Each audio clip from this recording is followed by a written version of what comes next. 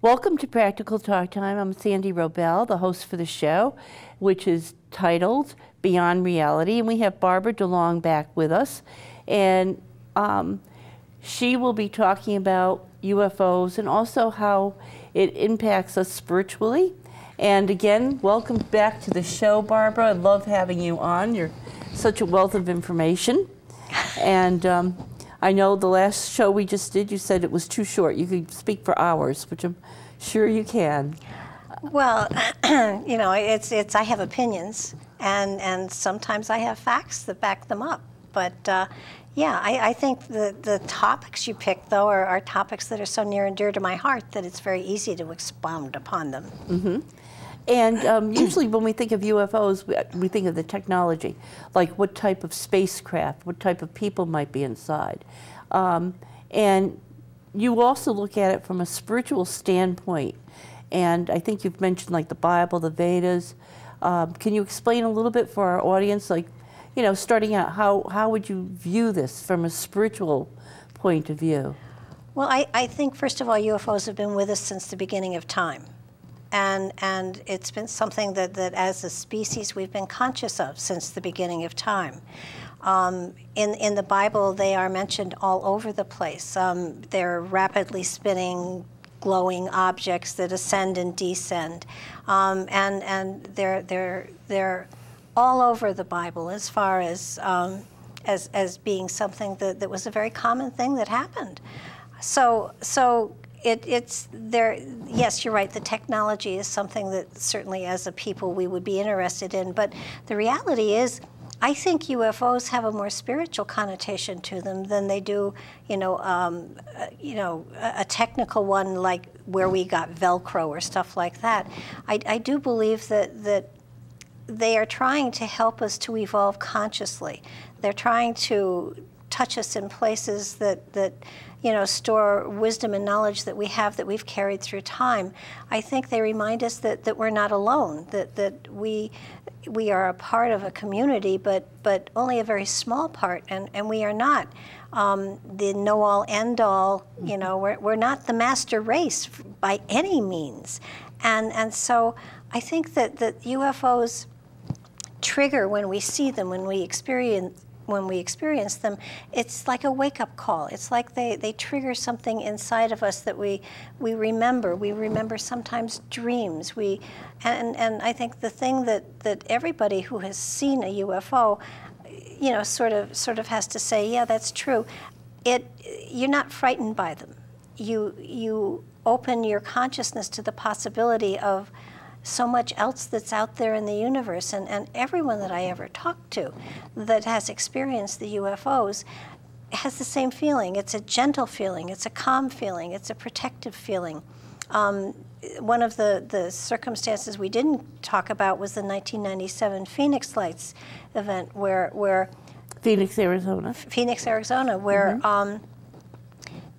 thousands and thousands of people watched these lights move along a straight line, and there were pictures of them, and there were cameras out there, and none of our military was ever mustered to go after them, and tens of thousands of people saw them, and an actress, Lynn Katai, who is also a doctor, took pictures of them. And her pictures became a documentary that was just fabulous, and it's out there. It's called The Phoenix Lights. And Patrick and I had her on his radio show talking about it on the anniversary of when it happened and the anniversary of when the documentary came out. And I spoke with her afterwards, and I said, okay, I've read your book. You've thrown all of the buzzwords in here that say that there was something spiritual that went on. And she said, yes, and she thought it was very funny that I caught it, and you see one, and your turn to your life takes a very gentle yet subtle turn to a more humanitarian focus on life. You want to serve humanity. You want to give back. You want to share information, and you look at all the people that have seen them, and all of them seem to have been just very subtly moving in a different direction, and they seem to have a different level of consciousness, And level you of picked awareness. that up in her book when you read it. Sure. And Do you think most people would pick that up, or do you think it's just that you're a little bit more aware? I think that she was so obvious with it that almost anybody would pick it up. But if you're reading her book, you're looking for UFO stuff. You're not looking for the spiritual stuff. She spoke about going to an Indian tribe that was very near where the UFOs came into the line of sight. And when she asked them about it, they all laughed at her because they said the sky people have been coming and going here for generations.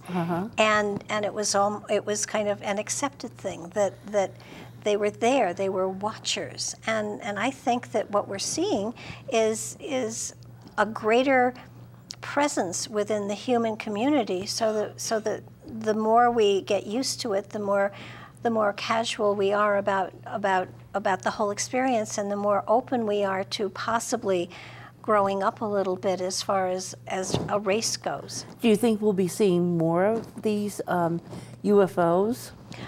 I think they've always been out there. I think that we are more conscious of them, and so yeah, I think you'll see more sightings. Hudson Valley has a lot of sightings because of all the chambers and the stone walls they have there. I mean, there are areas in this country where the sightings are just so frequent, it's beyond belief. And I think there's that sense of it's nothing to be afraid of. It's something to be excited about, because it's a reminder to us, among other things, that we can ascend to that level of consciousness. We can ascend to that place where we can become one with another part of ourselves. And I do believe that we are, in some ways, their children. I know that in the other show that we have just done, and you just alluded to Patrick, who was your late husband, and I'd like you to tell the audience a bit about his background, which I find fascinating. Not what I would think of someone being interested in UFOs. Well, he, at a very early age, went to seminary for to enter the ministry for the Baptist Church, and chose not to actually be ordained, but rather went into the Navy. He never finished the 9th grade, and yet he was the foremost expert on UFOs in the Bible in the country. How did he get into the seminary if he never finished 9th grade? They didn't require a high school degree, certificate. Oh, I would have. I would have thought so too. Yes, yeah. But he was a very unique man. He knew he from the very early age was study. He knew the Bible back and forth, up and down. And he after his time in the service, he decided to look into the Giza Plateau. He was fascinated with it, so he researched it a great deal. And somebody sent him to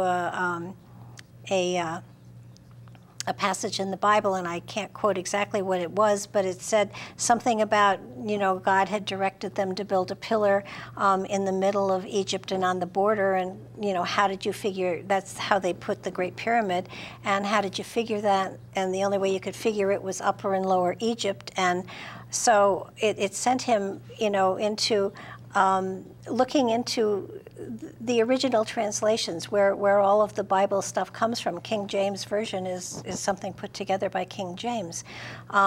So he went back to the original text, the original languages, and he went through the Bible, and he sort of researched all of the words that go back to the original texts, and to find out that, among other things, everywhere you see the word heaven in the Bible, they really mean sky.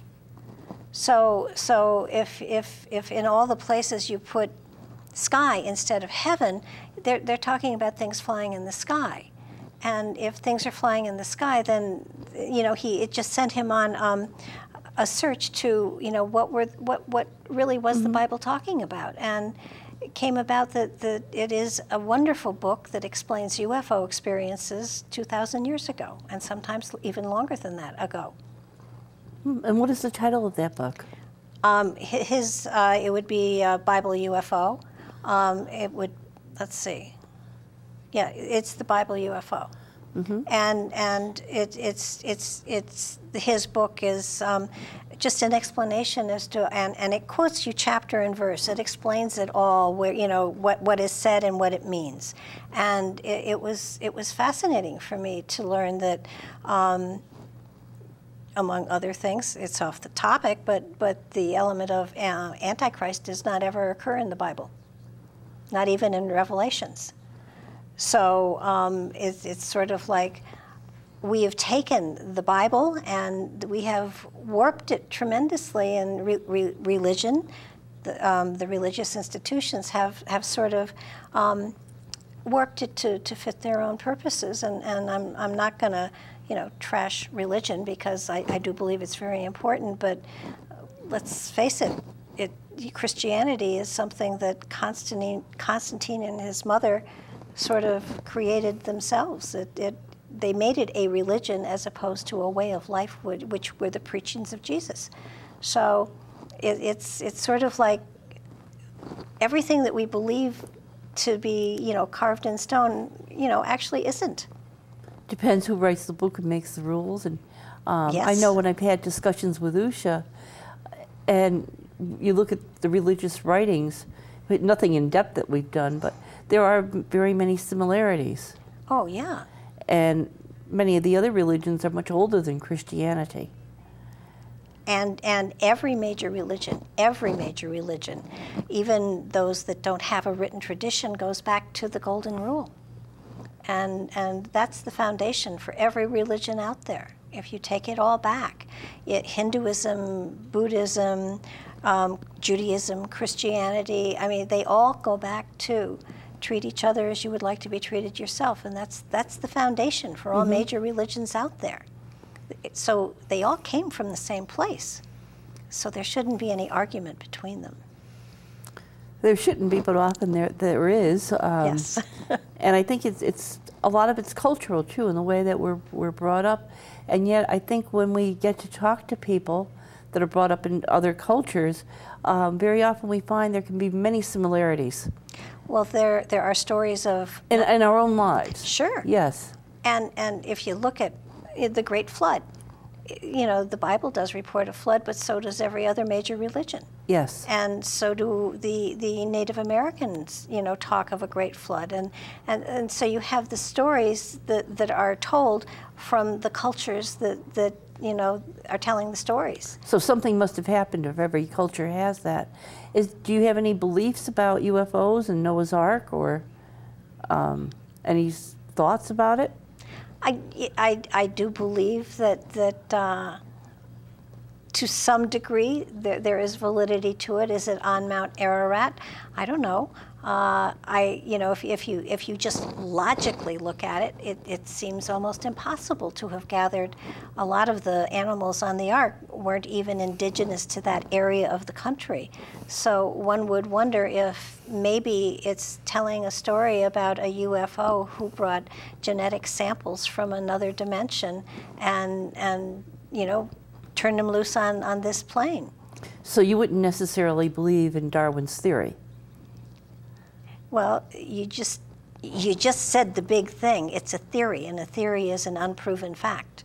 Right. And just because, you know, it's the one that's written about the most doesn't make it real. I don't think they've ever proven it. They haven't found a missing link. So if that's not the case, then how did we get here? And what do you think? How did we get here? I think we were put here by those people who are flying around watching us evolve and laughing, because they have to be laughing. Well, if they're more evolved than we are, why would they put a species in that's less evolved? I think that well, there's an old fable, and it's been around forever. And it talks about the gods deciding to create another, you know, species. And they created this species in their own image.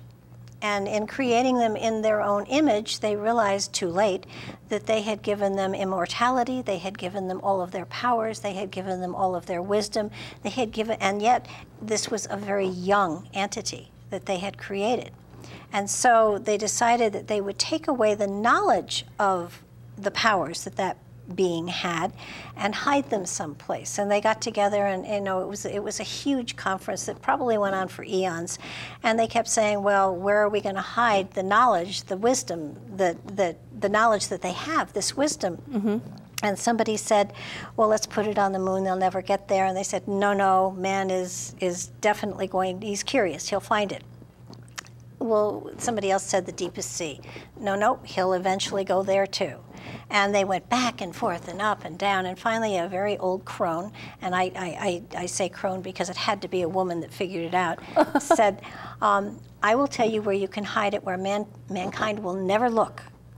Hide it inside of him, because he'll never look inside for the answers. He'll always look outside. Oh. And I think that's what happened. I think that they created us and then realized, they aren't, they have all of the power, but they don't have the wisdom, the knowledge, the compassion, the insight, the love that they need to ascend to where we are right now.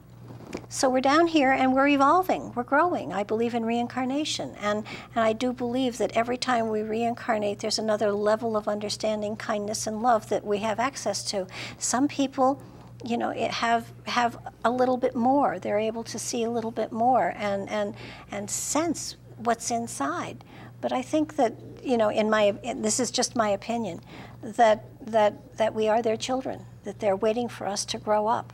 Mm-hmm. And I don't think we're even in puberty yet, to tell you. I don't think we're out of training diapers yet. Really? Yeah. No, I think we got a long way to go. Well, even when you said there's all different levels, even intellectually there's all different levels. Sure. We're not all equal in that way, or even different abilities that we have. But no, I think we all have the potential inside of us to do all of these wonderful things. But it's sort of like, on the cars in Europe, they have what they call a governor on a lot of the engines. They only let the engine go just so far, and then it stops them. And I think that we have governors on ourselves here. I think that there is something that prevents us from taking that power. Excuse me. And if you look at places like Machu Picchu and the Giza Plateau and Pumapunka, and you look at all of those amazing megalithic structures that are put together, often without any sort of cement or anything, that had to be done by someone, and it sure wasn't done by us. So some people think it's like electromagnetism that they had knowledge of that's been lost.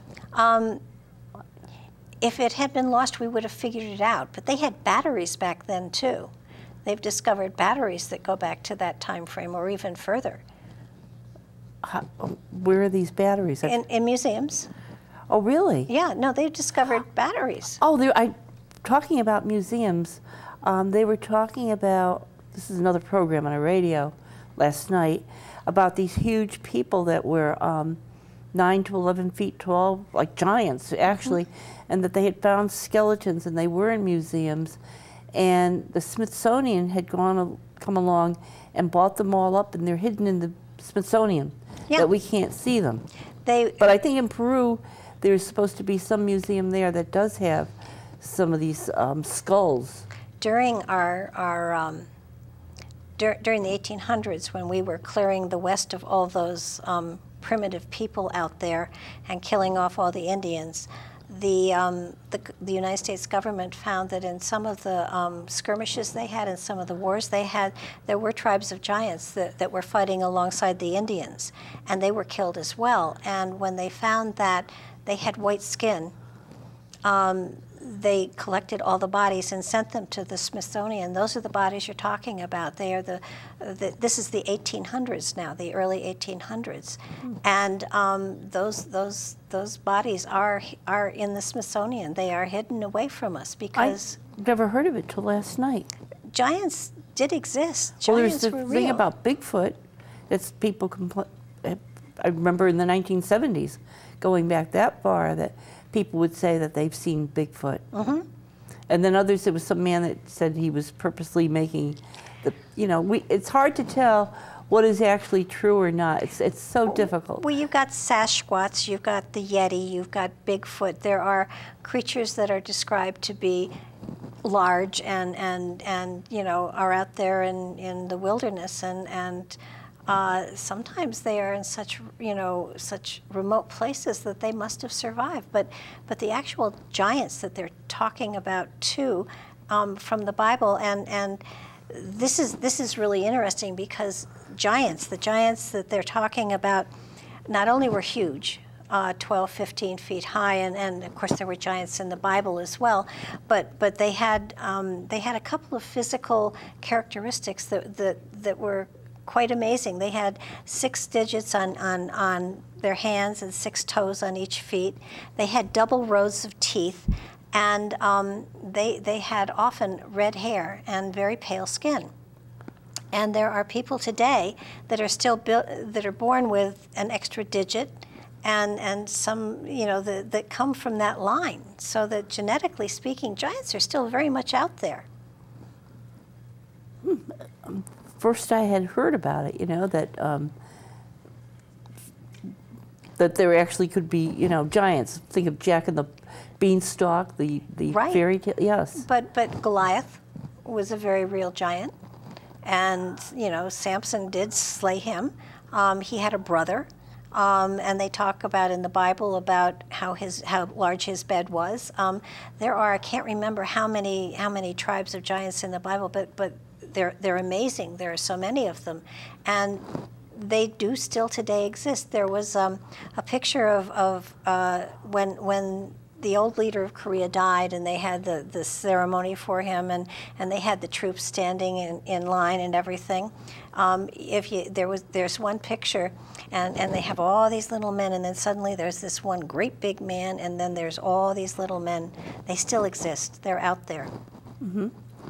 That's fascinating. And I have a ton. But why do you think they wouldn't make themselves known or come into more populated areas or into a city? Why would the giants stay secluded? They probably wanted to be left alone, and I wouldn't blame them. There's a cave in Germany called the Brettonwire Cave, and in that cave during World War II, it was discovered in their bones, the skulls of which you could take a skull and you could put it over your own head. It was so big. And they had the double rows of teeth. And the government, you know, has closed off the Brettonwire Cave, but if you go onto my husband's website, BibleUFO.com, and you look into the Brettonwire Cave, and there's another website called cavelore.com. It talks about these caves where these amazingly huge human beings were discovered, and governments are trying to keep it quiet and to keep it out of the public knowledge. In the 17, 18, 1900s, there have been giants that were dug up here in New England. And oh, you're kidding. No, I'm serious. There are newspaper articles that talk about, you know, how big they are and that they have double rows of teeth. And yeah, those I can send you. I have those write-ups from New England they're from the newspapers. They're out there. Well, in one way, maybe I shouldn't be so surprised, because sometimes we hear things on the news, and you might hear them early in the morning mentioned once or twice, and they disappear. For some reason, they don't want it repeated, and yet other things they repeat over and over and over again. Well, look at Star Trek. When Star Trek came out, the very, very first season of it, you know, they had doors that opened and closed. They had their tricorders that flipped open and shut. I think that quite often when things like that occur, you know that it's telling you about something that is yet to come, because we all have these doors that open and shut, and we all have our cell phones that flip open like that. So I think the giants are something that have been out there forever, and I don't think they want to become a part, they don't want to be a sideshow. They want to live their lives in peace, and I don't blame them. Look what we do to people who don't fit in. We're not too kind. True, but don't you think that the giants then would be multiplying more and more? That, you know, they'd become a greater number? I don't think so. I think it's a genetic thing. And I think that they would reproduce less frequently? Or? Yeah, I think so. I don't know for sure. I haven't spoken to a giant lately, but, you know. Did you ever? I don't think so. Oh, okay. But a lady did call into one of Patrick's shows that was sure she was a descendant of one of the tribes, and from the way she described herself and her family and their physical attributes, I would say that most probably they did, you know, cross-mingle with the general public, and that the gene is still out there. I think it's recessive, but I think it's still out there. Right, and we do have some people that, on both ends. They could be the little people, very small or Absolutely. very tall, you know, extremely tall, but not 12 feet as far as I know. But be a heck of a basketball player. Well, in that case, I think the basket should be made higher. I always felt that that's not fair, that it should be in ratio to certain heights. Yeah, but then you have your short people that are you know, what would you have, a separate basket for each player? No, but within a range. Okay. You know, because the tall ones just take the, you know, they can just put the ball into the basket. A short person has a harder time. But diversity is part of our culture, and you know, we have to accept everybody for their shortcomings and their longcomings, and all get along. Well, I think it should be like the weight of boxers, where they have different categories, different divisions. Okay. This has been fascinating, and it sounds like going to your late husband's website would have a lot of information. Yeah, there's like 10,000 pages there, yes. And I could see this would be quite controversial with many people. Oh, absolutely. Yes, because it kind of goes against what they believe, and but it's fascinating to hear all different viewpoints. I just love to do that. Oh, absolutely. And hear different stories, and you have to wonder, there's no way of proving or disproving it. Well, I think the most important thing is that if you say stuff like that and it makes people think and it makes people research and it makes people learn, then you've served your purpose. Right, and you've served your purpose in a wonderful show, Beyond Reality. And thank you to our guests out in the audience who have been watching this. And again, if you have any comments or suggestions, please email us at practicaltalktime@yahoo.com. Thank you for watching.